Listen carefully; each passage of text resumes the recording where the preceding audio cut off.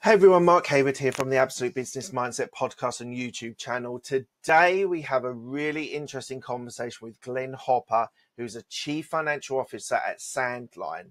Now, the reason why this is so interesting for me and hopefully for you as well, is that this is not a normal CFO that's been built up his career just through corporate finance. His first passion was journalism, and he was a fiction writer and a journalist in the Navy. He then made this transition into business and into finance, where he worked in corporate finance for a period before setting up some startups. Some were successful, some weren't, but it's really interesting here, his different view on startups and building those startups. So he also is passionate about creating systems and processes for your business. Something that is really important. If you're going to scale your business, you need to be able to have those systems and processes. He talks in depth about how to create those and how to make them successful. So if you're enjoying this podcast, this YouTube channel, then please do give it a like, please do give it a subscribe, and also hit the bell icon so you know when the next interview is going to be released. So if you're enjoying this, please do those actions, and it'll be now over to Glenn and myself having a conversation. Thanks a lot.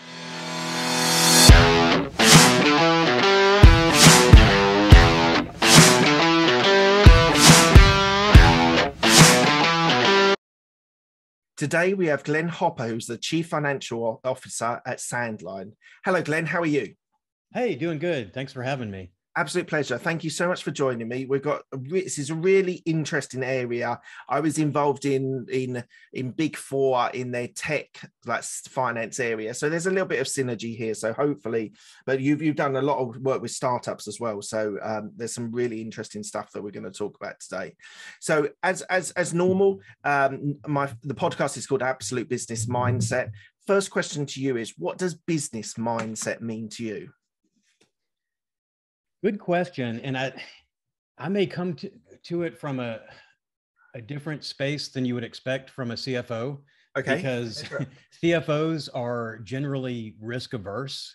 And when I'm dealing with the company's money, I am risk averse, and I'm very cautious with that.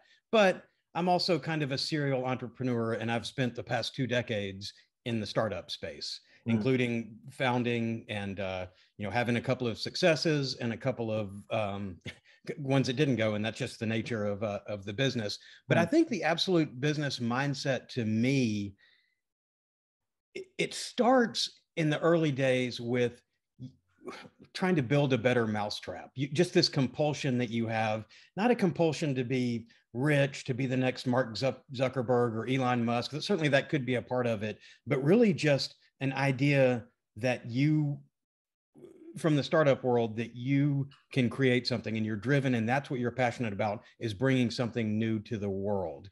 Right. And so I've been in that role as a founder, but I've found that that's great to have business ideas. And you think about where businesses, pretty early on, you can usually tell if they're going to go or they're going to fail. And what I've found in my last 3 businesses is, you may have heard the term before, trough of disillusionment. No. Okay. Yeah. So, you have these startups, you have these people that have these great ideas. They're working 24/7 around the clock, just trying to do everything they can to service the customer, and they grow their business and they grow their business. They grow it to a point where this cowboy mentality that they've had and trying to do everything just off the cuff and without a plan doesn't work anymore. And you can't grow because you've already maxed out your resources that you have. So then the business can start to drop off, and you have to address what you didn't do in the beginning. The beginning was all about front of the house and product and what you're passionate about. And most people aren't passionate about the back office, but to go from that startup phase to scale up, you've got to have someone in here who's doing the process. And so for me, I love the startup mentality. I think that's a big part of the business mindset. But if you want a scalable business that's going to grow, you've got to focus on the process. And that's where I've spent the majority of my career, is putting processes in place. So building processes and systems for the business to scale. Yeah. Interesting. Really interesting. Thank you very much for that detailed explanation. So your first passion was actually journalism all the way back. You studied it, and then you were in the US Navy as a journalist. What was it that drove you, or sort of what seduced you into journalism? Well, It's funny because journalism wasn't my first passion. Okay. My first passion was to write fiction.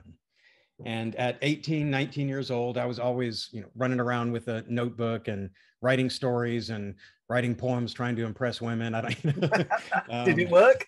Not really, which is probably the reason that I had the realization, I guess, early in college.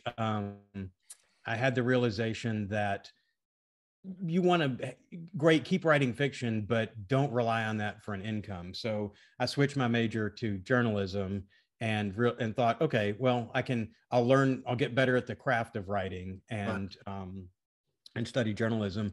And truthfully, I really enjoyed journalism. And the job doesn't even exist in the Navy anymore, at least not in a military position. I guess they probably have civilians doing it, but I was in the Navy as a journalist, and I was the editor of a monthly news magazine that focused on a Naval Technical Training Center. And I would find soft pieces, interviewing people about their hobbies, and kind of like, people do on podcasts. And it was good. It got me used to communicating, and it got me better at communicating. And honestly, I think that is something that I rely on to this day. And I think when I decided, I guess I got married and realized, okay, so journalism does pay some of the bills, but I need to find something that pays the bills a little better than journalism. And that's when I went to business school and decided to switch. But it's something that I write a lot, obviously with the book out, and I'm always contributing. I've got a site on Medium. I've got a blog. I contribute to Forbes. So I'm still always writing. And that's kind of, to this day, that's the way I solve problems, is kind of write through them. Right. Before we go, so it's very interesting what you said about the journalism and the role that it did, and communication is so important in business. It's massively important. I just want, before we go, I'm teasing you a little bit. Have you ever tried to get any of this early stuff released as a book, poetry, or? So actually, I wrote and produced an independent film back in 2007, right. And it actually got distribution. It's called The Hanged Man. It's terrible, but I think the contract has expired. I never saw a nickel from it, but you can still, I guess maybe Netflix still has a copy of the DVD. Wow. So if anyone's still getting DVDs, you can actually find the movie if it's not scratched all to hell. Is it not on YouTube or anything like that? You could No, but I should do something with it, because the contract expired a few years ago, and it's just been, I've still got the original cut and all the film on it, and I might just probably wouldn't hurt to put it out there. Why not? It's fantastic. Yeah. And other than that, I'm sitting right now on a 200,000 word space opera that may be unreadable. I don't know, but it's just something I do in my spare time. So maybe, I don't know, maybe it'll see the light of day at some point. Maybe I'll self-publish that one. I don't know. Fantastic. All right. So I understand the sort of passion for writing drove you towards journalism, but you said there was a point where you're like, I've got to pay the bills. I need to go into business. And you did an MBA and you were at Harvard as well as a graduate. Why did you choose business from a practical point because you thought it could earn you more money, or was there actually a passion there for business at the start? I had an interesting transition to business.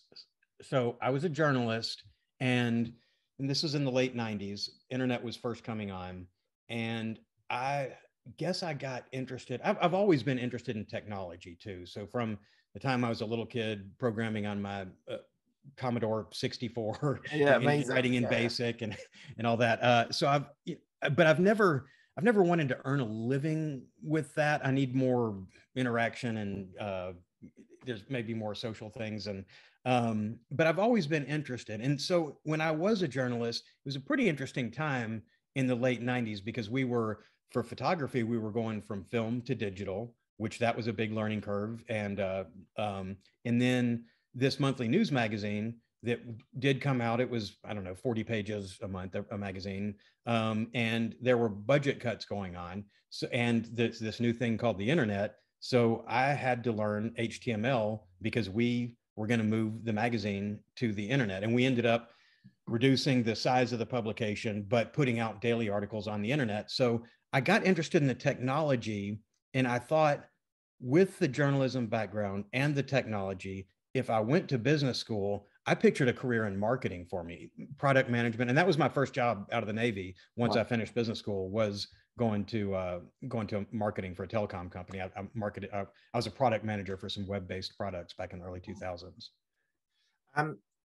So there wasn't like, because as CFO, you've got to be quite business minded, quite financially minded as well. These are not, and this is not, don't think it's criticism, but these are not sort of the natural path of being an accountant or being a sort of naturally a corporate finance investment bank or something like that, where you need the basis. You went from journalism to marketing and then into sort of more pure finance business. What was that driving force into finance? Because you spent seven years plus in corporate finance as well, didn't you? Yes. So in marketing, it's right brain, left brain. I'm dealing with all these creative types, and we had a limited budget for all the stuff we wanted to do. And it was a telecom company, so obviously the focus was voice and then internet connectivity. But then we had this suite of services that were just meant to be almost giveaways, but I was passionate about them and I was very interested in them, but I was battling for resources to get help development on my projects. And every time I would go to my boss and say, hey, we need to do this, I want this new feature, she would say, we don't have the budget for that. We don't have the budget for that. So finally I asked, can I see the budget? and then ultimately, once I got that, I kind of took over and revamped the marketing budget. And then I became the de facto numbers guy for the marketing department. And then in going to these budget meetings with the senior leadership of the company, I ended up meeting with the C-level people. And after about less than a year, I guess, of being the marketing or the budget guy, the finance guy for marketing, the COO actually poached me to be his finance guy, because there was a lot of kingdom building back then and a lot of silos. So everybody wanted their own. So, but that was an interesting transition into finance, because I didn't come to it with and this is the world I live in now. So it's going to sound negative, but I can't think of a better way to say it, but pure finance, it's kind of an ivory tower. You're just looking at everything in the abstract, and there's numbers, and you've got to hit your budget and all that. But coming to it from operations, I was initially arguing for increased budget from operations and explaining to the finance department that made the budget why I needed the budget I needed and why I needed access to their information. And I got in good with the operations group, and that mentality has stuck with me through my whole career of, you're not just the number, you're not the CF no, as we're sometimes called. I love it. I've not heard that before. I think that's brilliant. Yeah. So it really, that was kind of a cool way to come into finance, because it taught me the importance and the understanding of listening to operations, listening to sales and marketing, listening to the groups about what they needed, and not just making everything about the bottom line. And ultimately that, yes, you have to get there, but being more of a partnership. And I think it's helped me a lot in my finance career. Yeah, I think you're absolutely right. The best CFOs and the best people that have taken on finance responsibilities, from my experience at Big Four, they weren't necessarily these were accountants, because they would at PwC, but I can just think of a couple of guys that took on those responsibilities, but they came very much from the practice and understood the business side of it and the transactions, and rather than just a pure accounting sort of approach to bookkeeping sort of approach. So I think that's really valuable. I think for my listeners, don't think that the role of the CFO is unattainable because you don't necessarily have bookkeeping or accounting experience. You can bring a different angle on the role of a CFO that actually can give you exceptionally good experience and sort of benefit your career. So okay, so then you moved into startups then, HCT Investments, which was sold. But why don't you tell me about your role there? Sure. So I really enjoyed my time in telecom, and I'd moved up through the ranks decently. I started as a product manager, moved in to finance, and by the time I left the telecommunications company, I had a lofty title of senior director of budget management or something like that. And At 30 years old, that was a pretty good title. I was managing a budget of about $170 million. And I was working primarily with C-suite people. I actually had an office. They called it the teak area because we had teak walls over in the area, and it was me and all the big shots. So I felt like I was doing pretty good. And we were going through merger after merger. I was a big part of the due diligence teams and the post-merger integration. And I think I could have kept a career doing that. But then I had an opportunity from someone who was actually an investor in the telecommunications company and who was a VC guy and had I guess it was a private placement for him at a retail business. And they were running it early with a couple of young people that were kind of carving out what they were doing. It was that cowboy phase that I was talking about. And they wanted to, it had all been self-funded, and they wanted to leverage the business. So they gave me an opportunity to go from this decent, medium-sized fish in a bigger pond to a big fish in a really small pond. And I liked the idea, and it was going to be a bigger equity stake than what I'd gotten in telecom.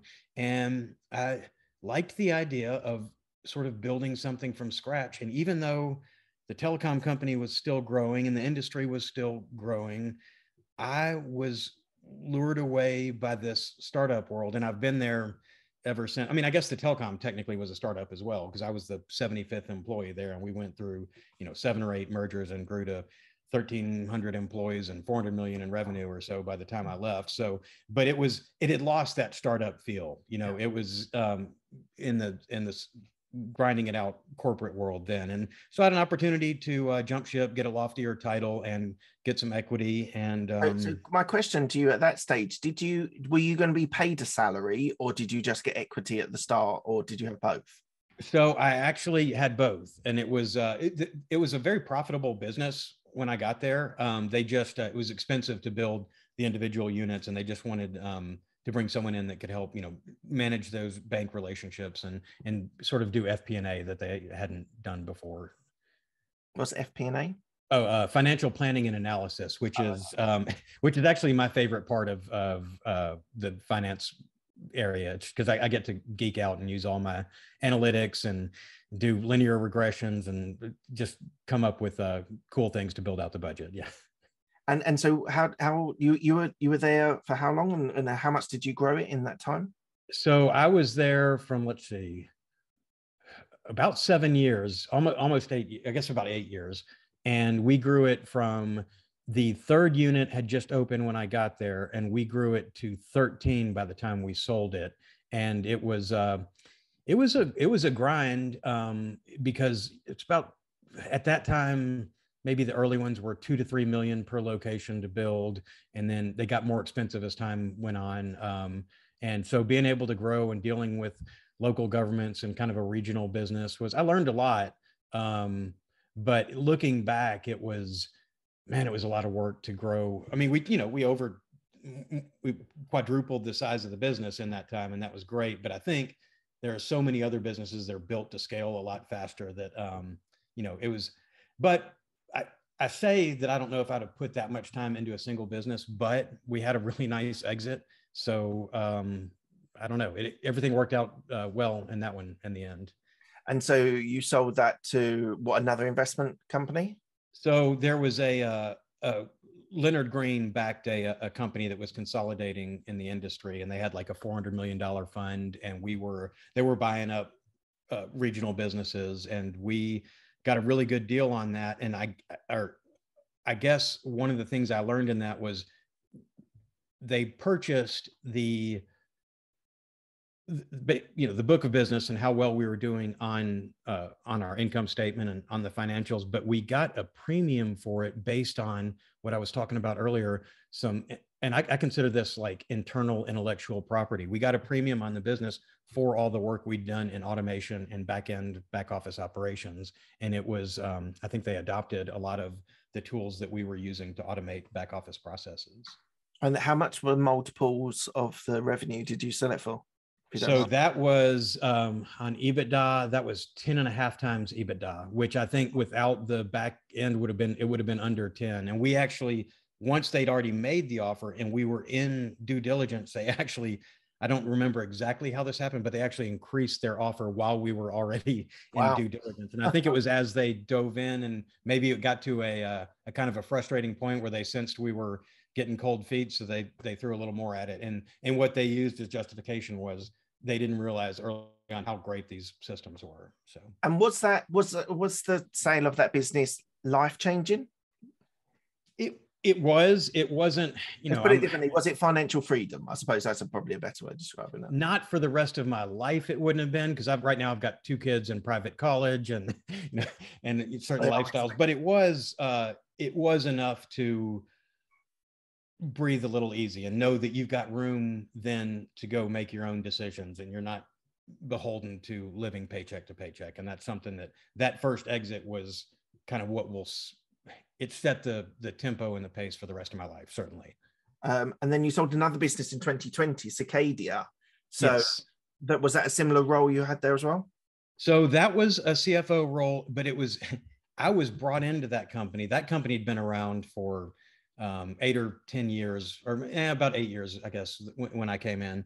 And that company there was some private equity in it. And the idea, they want to get in and out of a business 4 to 6 years. 6 years is kind of the max of how long they want to be in a business. And they'd been in 8 years there. And some of the individual investors were getting older and they were trying to wind down their portfolios.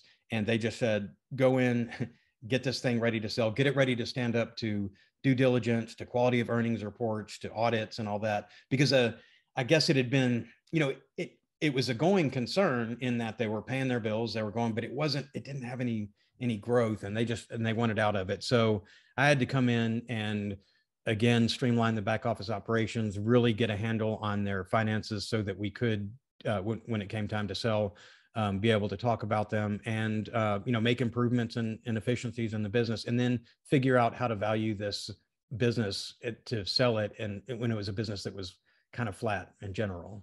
Okay, so it plateaued. Yeah, as a business.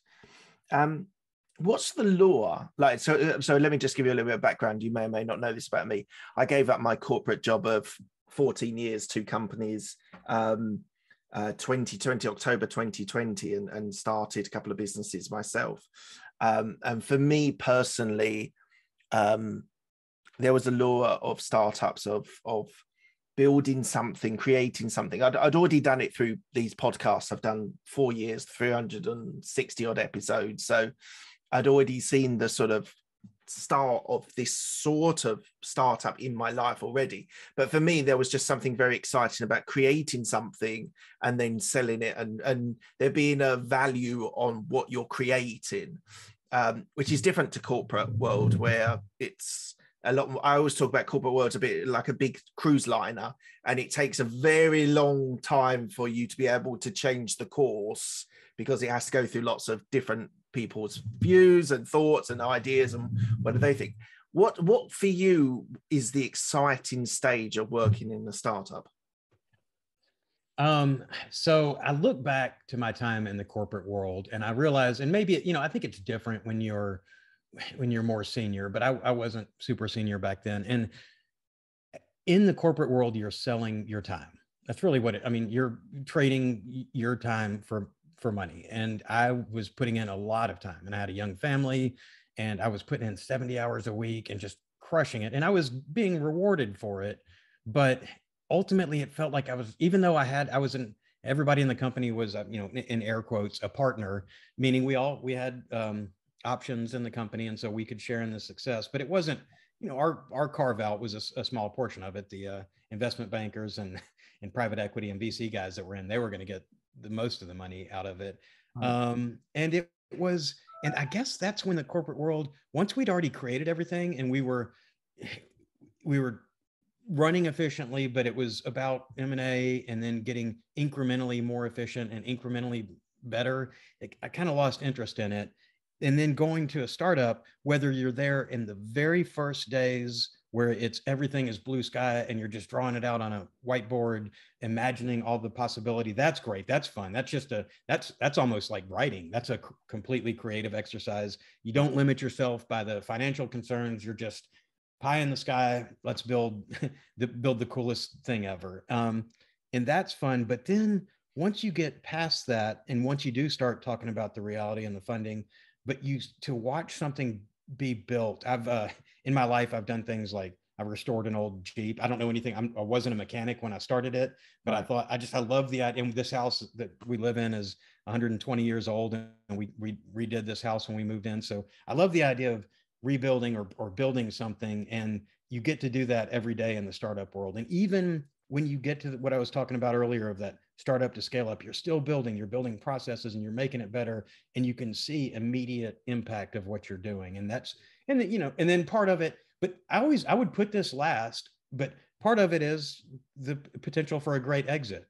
And I look back, I've done a couple of startups that failed, didn't have a great exit, but still it was an expensive experience in a couple of cases, but I love the experience that I had in it. And I love that ultimately I'm the one that's accountable and responsible for it.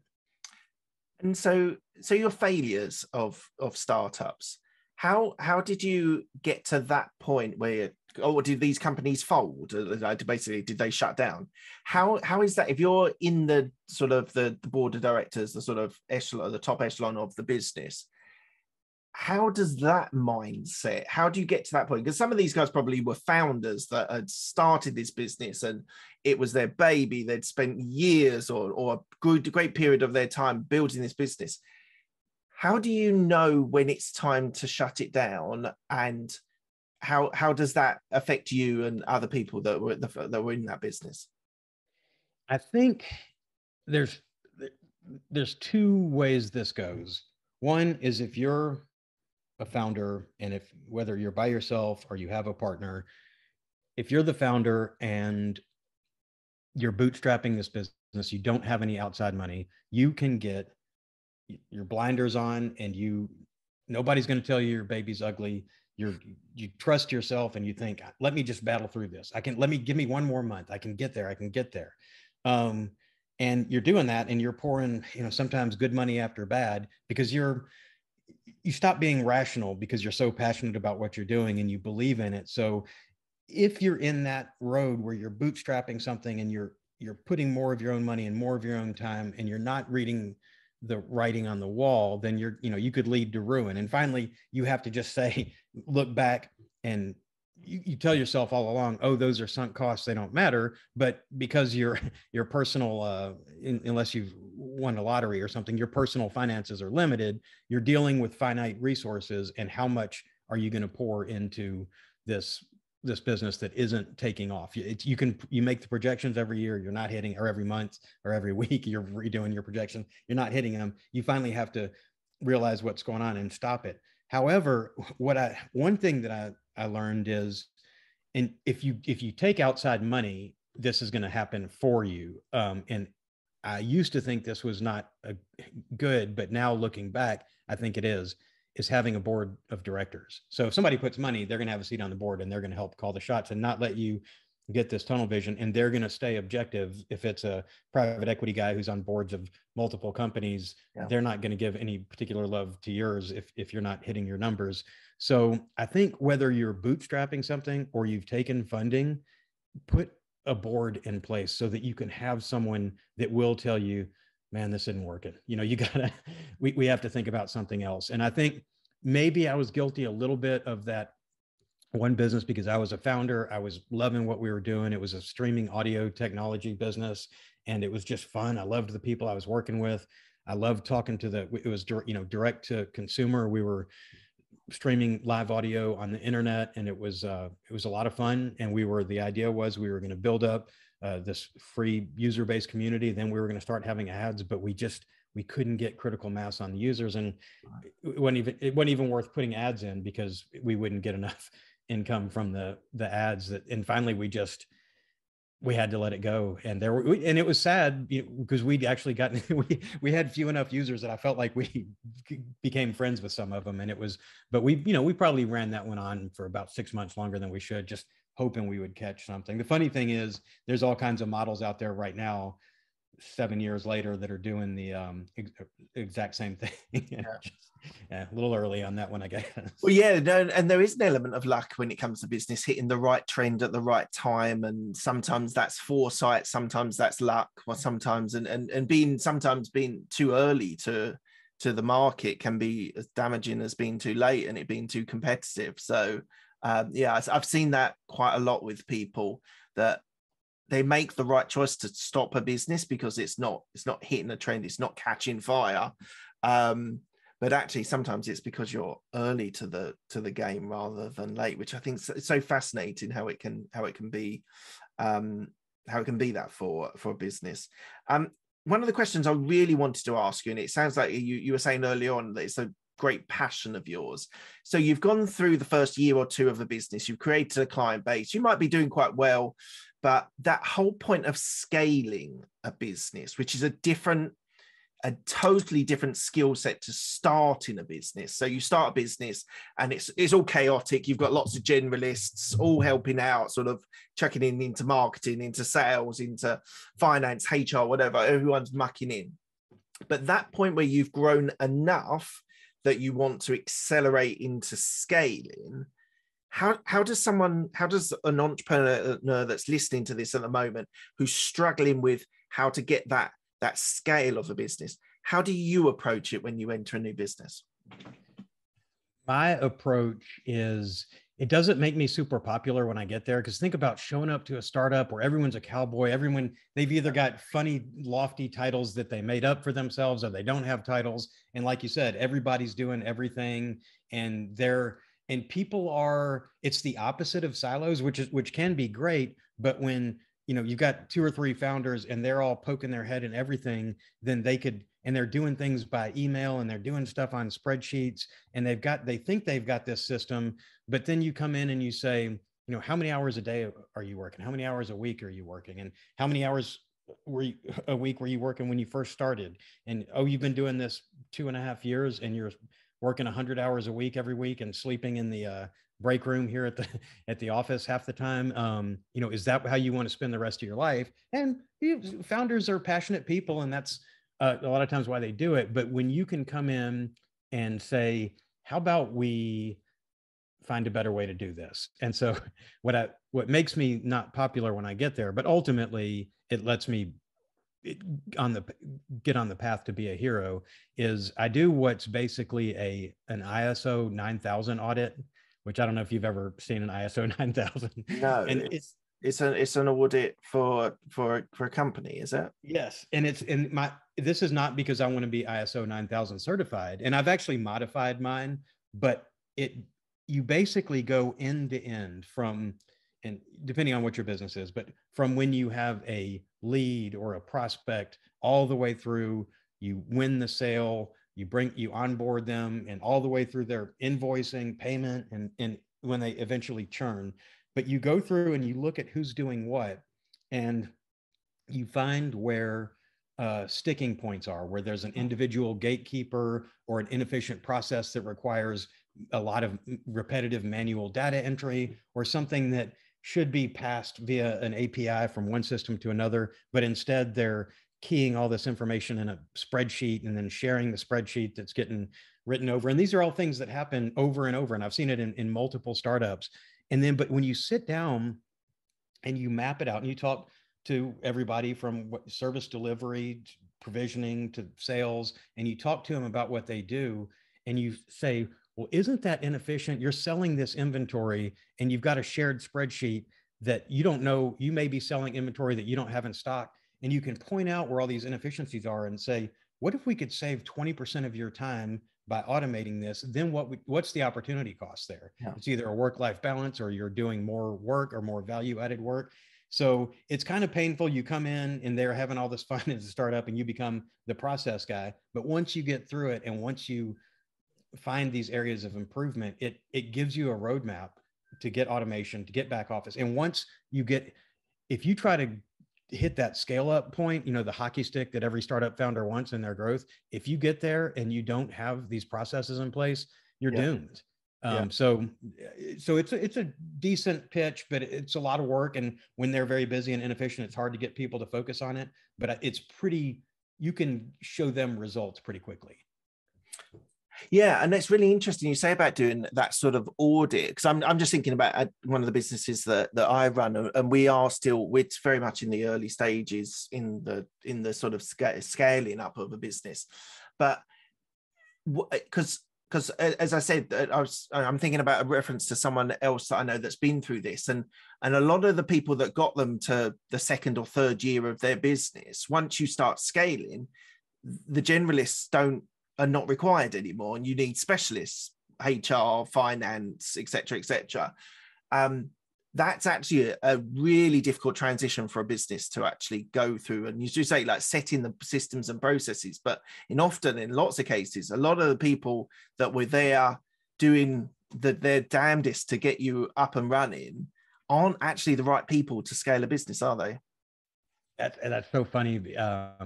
I've dealt with that in my last two companies, definitely, where people either they have to shift and find their focus and find their new role, or they're going to be gone. And it's weird, because if somebody's been there from the very beginning, and I think about the different types of power, and it's been a long time since I've done industrial and organizational psychology, but there's the power of your rank, there's social power, but expert power is what I think of. And these generalists are experts in however convoluted and crazy the system is of that startup. They're experts, they're PhDs in that business. And a lot of them are real defensive of the information that they have, and they don't want to do things different because they get their power from being the one who knows where all the bones are buried. And so that's probably the biggest point of conflict, is if you have, especially if they're a very early employee or a founder. Usually founders are fine. They'll pick their lane and get to it. But early employees, sometimes there is some shedding of them, and they'll never understand why they were let go. Yeah, absolutely. And financial automation. So you've talked about that as being a key component of that. How do you implement that? If you were looking to automate sections of the finances for a business, how would you start that process? How would you approach it?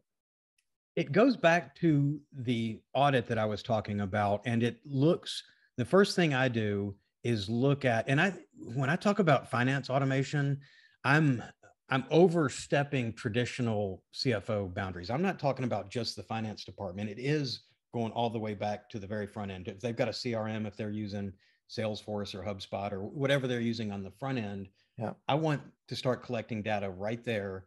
And then I want that data to move through, whether, if they're not one, whatever, they can stay in the sales and pipeline. But if they're one, if you sell that business, I want that automatically to come into, whether it's a CRM tool that you track customer lifecycle, or a project management tool and accounting. Take out the manual data entry of, they've already entered the information in one system, go enter it in another. So it's about getting APIs and whatever middleware, we don't have to get into the specifics of the technology, but basically getting the systems speaking to each other. And where I look, so overall, that's what I want to do, is have every system speaking to each other. But I look for those early wins so that I can show a difference, because if you just have people doing all this extra work to set up the automation, because it's painful up front, but then it makes your life so much easier. So I look for those spots that I identify in the audit where here's where we're bogged down. We're waiting on one person in the company is the only person who can do this. Well, guess what? That's going to be the first thing we knock out. And then you get here and you're rekeying information that was in another system. Well, we're going to knock that out. We're only going to enter the data once, and it's going to have a unique identifier that rolls through all the systems. And then, then there's maybe a system that requires you manually go look at something and hand copy it over. So there are spaces along there. And if you go through and you put out the biggest fires first, you start having these wins. And then you go from that really annoying guy that made me stop and describe what I do every day, like the consultant from Office Space. And then you become, wow, you're making my life easier. And I think people, regardless of their role in the company, when they're spending more of their time doing strategic work, doing mindful work versus mindless data entry or whatever they were having to do to wrangle the system before, you start to make a difference, and not just in how efficient the company is, but in employee morale. Yeah, absolutely. 100%. So what's the plan for the next 2 to 5 years? So I have the last two companies I've come in, not right in the early days of founding the company, but I have come in this trough of disillusionment, and I help get them ready. In the case of my last business, it was getting ready for sale. In this business where I am, it is taking them to a point, it was a bootstrapped business, and taking them to a point where they could look at reaching out to a private equity group. And the reason that they wouldn't have done it before I got there maybe is, if you're going to a private equity group, they're looking for, they want that 4 to 6 year exit. They want to know how you're going to grow enough to make it worth their investment.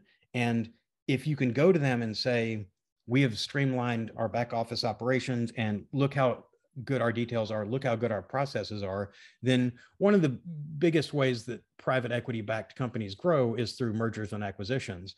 And if you can go and tell the investors, I will be the, because of my back office operations and because of how good our processes are, we should be the lead dog in these M&A activities. And then they can say, okay, let me invest in the one that has it right. So then we pull in these smaller companies or mergers of equals, whatever they are, but we're going to use this company's processes because they've got it down. And then that gives them the comfort that they're going to be able to grow the company faster and be able to get a bigger return on their investment. So that's my focus where I am now, is just in efficiency. And that's efficiency in systems and people and the roles that they're doing and the tasks that they're performing, and not just in finance, but across the company. M&A, acquiring a business. So have you been in a situation, a sort of Pixar, Disney stage, where you're actually by revenue a smaller business, but by profitability you're quite clearly a better run business?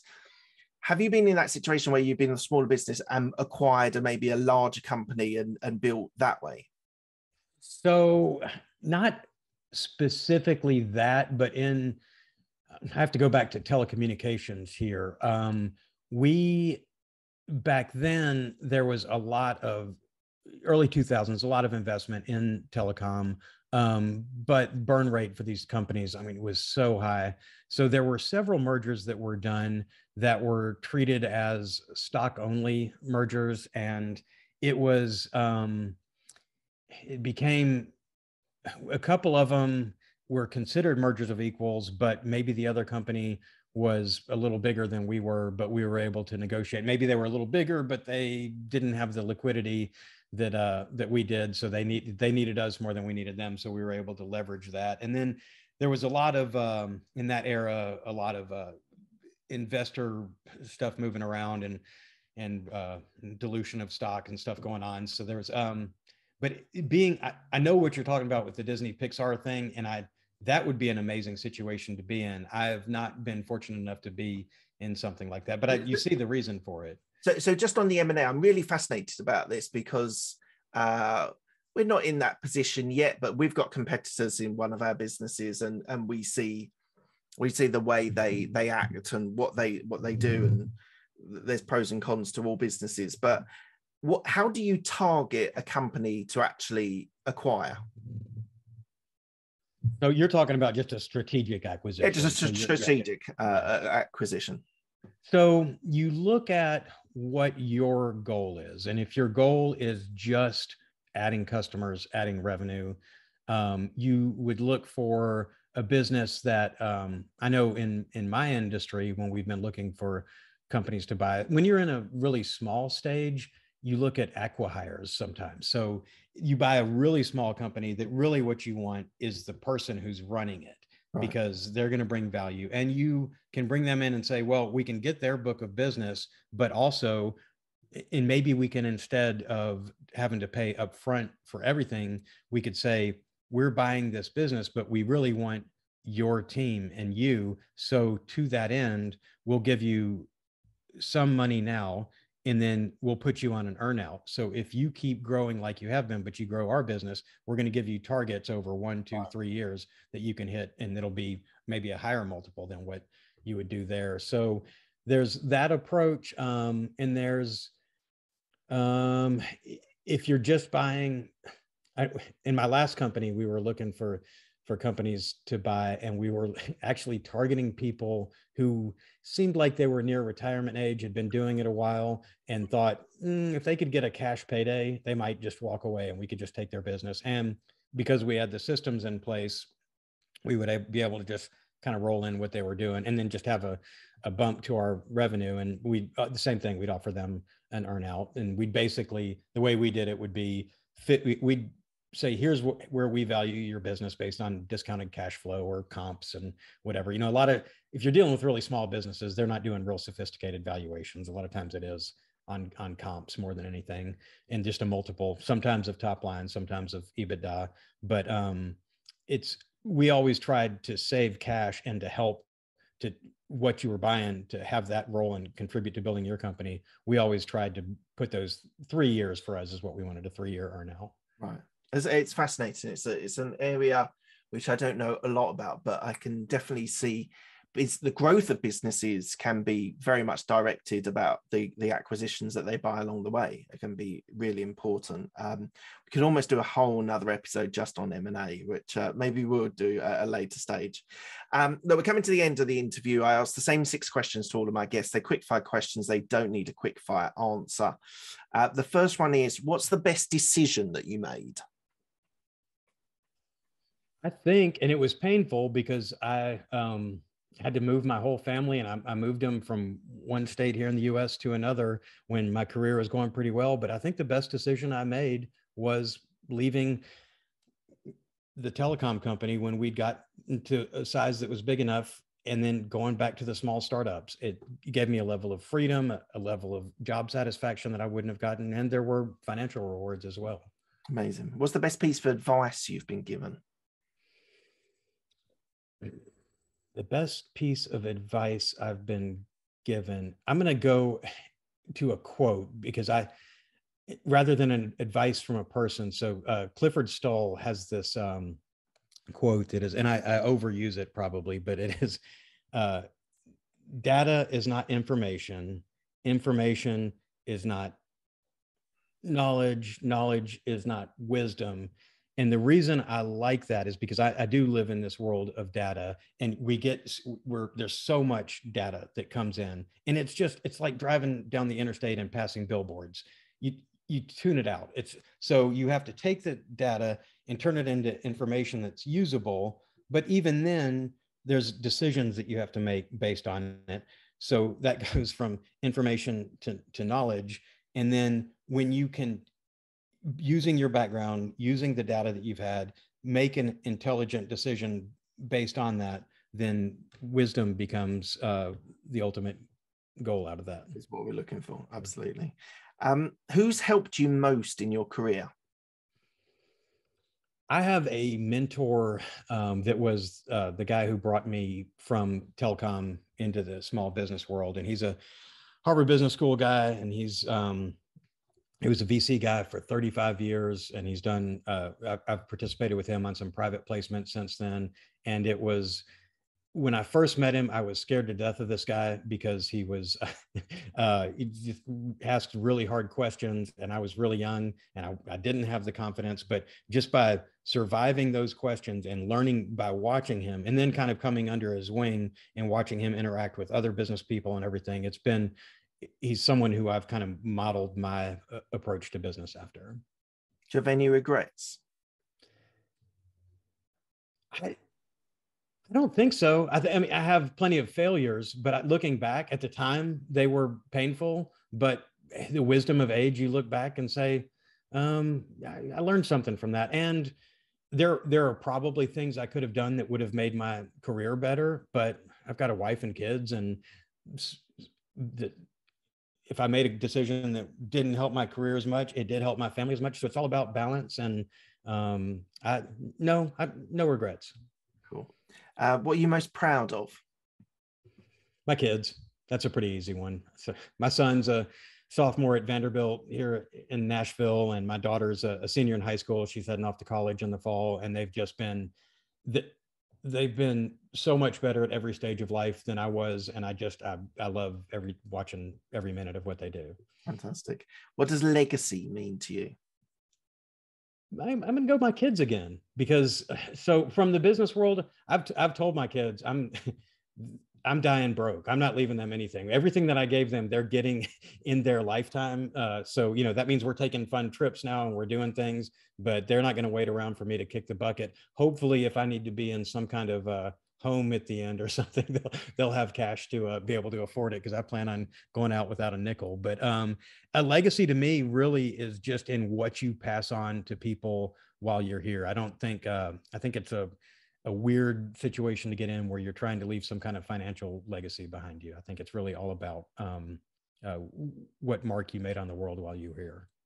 So interestingly, so what is the new lifestyle? You said you're taking trips. Like, obviously we've been closed down for a pandemic for God knows. Well, very good point. So, but what does the new lifestyle? Hopefully we're past this or going past this. What does the new lifestyle look for you? Yeah. So in 2020, we had planned the Hopper family goes to Europe, and we'd planned, my daughter was going to be an exchange student in France. And so we were going to pick her up. We were going to stop in and watch some Tour de France, and we were going to take trains around and do all of Europe. And we didn't do it. So now I've got to figure out, okay, things are finally starting to lift. I was in New York last week, and they've even lifted the mask mandate in New York, which is, I feel like if it comes up there and then California, then it means maybe we're really, really beyond this. But I would like to get back to travel, but we're about to be empty nesters, and I'm busy with work. So that's a good question. I think it is still finding time to do those trips. And when the kids come home, and even if it's not doing trips right now, it's just spending that quality time with them. But like everyone, we've very much missed travel, and I think we need to replan the Europe trip. And my company has offices in Germany and in Taiwan, and about to open one in Dubai. So there's some sort of combo work, fun travel, I think, in my future once things open up. Yeah, we're one of the passions for me and my wife is actually the Tour de France and cycling around Europe. And we've always wanted to do the last day, the Paris trip, go to Paris for, well, I was going to say a day, but for a weekend or whatever, and do the final day. And it's always crisscrossed at difficult times. We haven't ever been able to do it. And then we had pandemic, so everything's sort of, but it's definitely one of our sort of top things, either go to Alpe d'Huez or something like that and really experience it, or what's the other one? I can't remember off the top of my head at the moment. There's another mountain stage which we would love to do, but yeah, it's one of those. I think if you're into cycling, and it's the place to at least see it once. I'm fortunate; I've seen it a couple of times. It came to the UK. One in the late 90s, like mid 90s, it came to south of England, and it's been through London once before as well. So yeah, it's on the top of our bucket list to at least see one stage in France. What's the driving? Are you a big cyclist yourself? I am. I'm a very heavy cyclist, but I'm a triathlete. Right. So I did. I haven't done, I did a half Ironman back in October. And then usually in the winter, I switch more to running, and I'll jump on the trainer, but it's not the same as getting out on the road. So, I'm 210 pounds. So it's, I'm putting some hurting on those bikes, and the uphills are tough, but boy, the downhills are fun. Yeah, exactly. All right. Last one. Where can people find you if they want to reach out to you? Yeah, I'm probably LinkedIn is I'm pretty active on LinkedIn. I've got a Twitter account, but I think I've got 20 something followers. I don't really post much over there. So LinkedIn, I've got a very static personal branding website. It's not worth really checking that out, but that's probably the way to go. And I don't know if you, it's just, if you're happy, we can add them to the show notes, the LinkedIn. Yeah, that'd be great. Site, and then if you can then see people that reach out to you. Look, thank you, Glenn. Thank you so much for your time. I would actually be interested to have you back in a few months' time, and maybe talk about M&A, mergers and acquisitions. I think as you've been through that process, there's not that many people have come from the people that I've spoken to on this podcast have come from a founding experience as a pure founder, but actually your view on the financial aspect of M&A could be really fascinating. So I'd love to have you back on in a few months' time again and talk about that. Yeah, that'd be great. Fantastic. All right, Glenn, thank you so much. It's been so fascinating talking to you. I've learned so much about startups and scaling businesses, and hopefully my audience has enjoyed that as well. And I think there's a lot of synergy in my thought process from being in a more corporate role and then moving to startups, which hopefully a lot of my audience have really enjoyed. So thank you so much for your time. Thank you, Mark. Cheers.